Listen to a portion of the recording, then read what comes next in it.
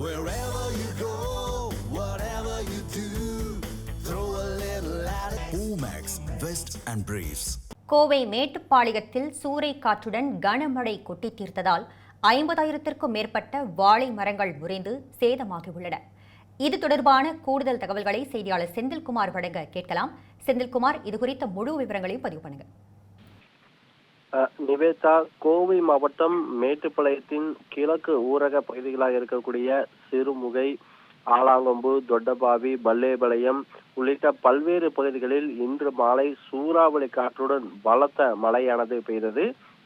கிட்டத்தட்ட ஒரு மணி நேரத்துக்கு மேலாக தொடர்ச்சியாக கடும் சூறாவளி காற்றுடன் பெய்த இந்த பலத்த மழை காரணமாக இந்த பகுதிகளில் பயிரிடப்பட்டிருந்த சுமார் 50,000த்துக்கு மேற்பட்ட வாழை மரங்களானது முறிந்து கடுமையாக பாதிக்கப்பட்டுள்ளது.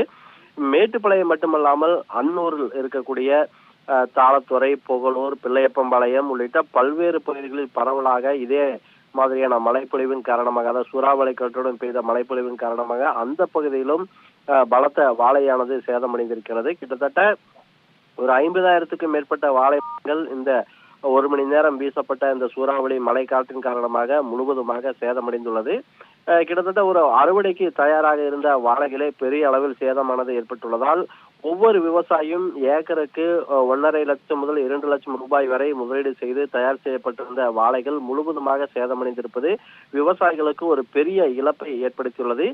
ஏற்கனவே நேற்றைய முன்தினம் காரமடை மேற்கு பகுதிகளில் வீசிய சூறாவளி காற்றின் காரணமாக அந்த பகுதியிலும் 10,000த்துக்கும் மேற்பட்ட வாழை மரங்கள் சேதமடைந்த நிலையில் தற்போது 2 நாள் இடைவெளியில் மீண்டும் விவசாயிகளுக்கு ஒரு பெரிய இழப்பானது ஏற்பட்டுள்ளது. எனவே அரசு உரிய நிவாரண தொகையை விவசாயிகளுக்கு அளித்து அவர்களை காப்பாற்ற வேண்டும் என விவசாயிகள் தரப்பில் கோரிக்கை முன்வைக்கப்படுகிறது. நிவேதா,